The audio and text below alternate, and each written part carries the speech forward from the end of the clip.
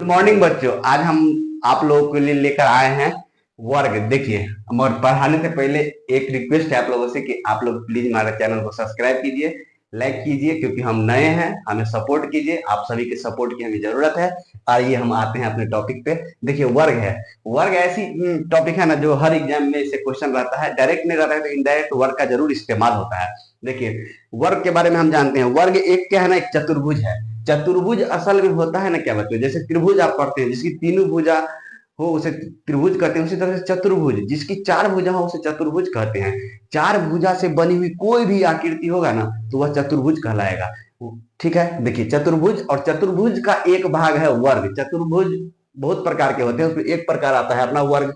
वर्ग पढ़ने के लिए हम जानते हैं कि देखिए, इसमें क्या है कि सभी भुजाएं बराबर और समांतर होती है। क्या होती है? सभी भुजा बराबर होती है। अगर मान लीजिए कोई 5 सेंटीमीटर का एक भुजा है तो शेष जो बचे तीन भुजा है ना वो भी 5 सेंटीमीटर के ही होंगे, तो उसका सभी भुजा बराबर होता है। दूसरा कह रहे हैं सभी कोण समकोण होते हैं। आप समकोण का मतलब जानते हैं बच्चे? समकोण का मतलब होता है जब एक भुजा दूसरे भुजा पर लंबवत होती है तो वहां 90 डिग्री का कोण बनता है। क्या बनता है? 90 डिग्री का कोण बनता है। देखिए, ये 90 डिग्री का कोण हुआ ना, इसी को कहते हैं समकोण। क्या कहते हैं? इसको कहते हैं समकोण।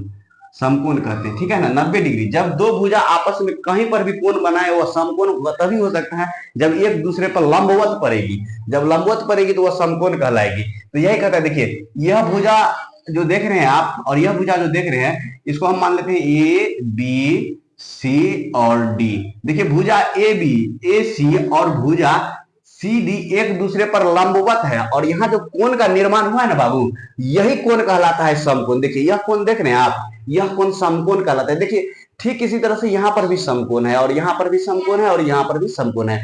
और यही बताया है कि सभी कोण क्या होते हैं, इसके समकोण होते हैं। समझ गए? जा रहे हैं आप, यहाँ से लेकर यहाँ तक, यहाँ से लेकर यहाँ तक आपका ये है, तक यहां से लेकर यहां तक जो आप जाइएगा वह विकर्ण कहलाएगा। विकर्ण क्या होता है ना, विकर्ण होता है,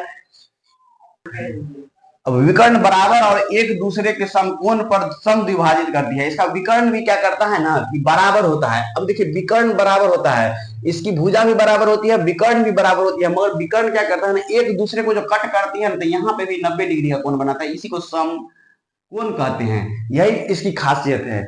एक वर्ग की खासियत क्या है ना कि इसकी विकर्ण भी एक दूसरे को काटती है ना तो 90 डिग्री का कोण बनाती है। इसकी भुजा के बीच में तो 90 डिग्री का कोण रहता ही रहता है, विकर्ण के बीच में भी 90 डिग्री का कोण रहता है। देखिए, विकर्ण बराबर और एक दूसरे को समकोण पर विभाजित करती है। यह तो आप वर्ग के बारे में जानते हुएगा, मगर बहुत इंपॉर्टेंट सवाल क्या हो जाता है ना कि विकर्ण कैसे निकालते हैं हम लोग। देखिए, विकर्ण निकालने के लिए हम लोग पढ़े हुए पाइथागोरस थ्योरम। पाइथागोरस थ्योरम क्या होता है ना, कर्ण बराबर होता है, कर्ण का स्क्वायर बराबर होता है लंब का स्क्वायर। लंब का स्क्वायर और जोड़ आधार का स्क्वायर। क्या होता है बाबू ने? आधार का स्क्वायर। तब ये हमको विकर्ण निकालना है, क्योंकि पाइथागोरस थ्योरम में हम जान चुके हैं कर्ण क्या होता है। देखिए, जब एक त्रिभुज जब 90 डिग्री का कोण बनाता है ना, ये कहलाता है बाबू ने 90 डिग्री के सामने वाला भुजा क्या कहलाता है? कर्ण कहलाता है, और ये लंब कहलाता है, और ये आधार कहलाता है। ठीक है बाबू, ये आधार कहलाता है। अब देखिए, अब यहां देखिए, अब इसको और हम तोड़ के लिखते हैं। एक ये मेरा जो था वर्ग का आधा भाग हम बात बनाए हुए हैं, तो देखिए ये बी है, ये सी है और ये डी है। तो देखिए बाबू, ये कर्ण नजर आ रहा है, मगर जब हम इसी को वर्ग में पढ़ेंगे तो इसको विकर्ण कहेंगे। इसको निकालने का फॉर्मूला आप हम जानते हैं, ये ए है और यह ए है, हम इसे पुट कर देंगे तो ये ए का स्क्वायर प्लस ए का स्क्वायर, और ये उधर से रूट, ये स्क्वायर हटाएंगे तो इधर रूट आ जाएगा, तो ये हो जाएगा आपको 2a स्क्वायर अंडर रूट, और यही फिर आपको हो जाएगा अंडर रूट 2 गुने ए। यही विकर्ण होता है। देखिए, हम विकर्ण यही निकाल रहे हैं। यहाँ पर विकर्ण क्या हो जाता है, एक वर्ग का विकर्ण होता है √2 इंटू ए। एक क्या है यहाँ पर? एक भुजा है। हम क्या माने? ए भुजा माने हैं। उसी तरह से परिमाप, परिमाप क्या होता है ना, देखिए 4 गो भुजा है तो 4 गुने ए। परिमाप बहुत ही सरल है, मगर इंपॉर्टेंट क्या है ना यहाँ पर? क्षेत्रफल। क्षेत्रफल देखिए, क्षेत्रफल क्या होता है ना, भुजा का स्क्वायर। क्या होता है? क्षेत्रफल होता है भुजा का स्क्वायर।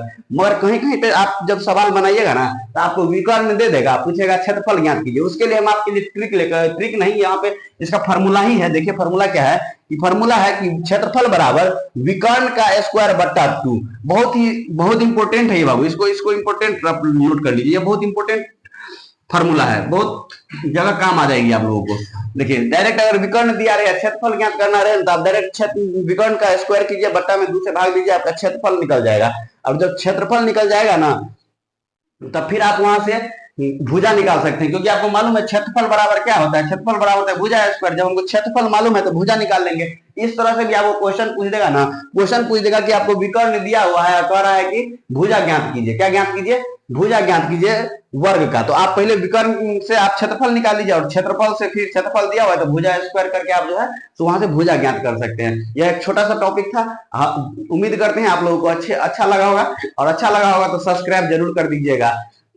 सपोर्ट कीजिए हम लोगों को, हम लोग नए यूट्यूबर हैं, हम लोग को सपोर्ट कीजिए, और जो है सो वीडियो को लाइक कीजिए, सब्सक्राइब कीजिए और कमेंट कीजिए। धन्यवाद।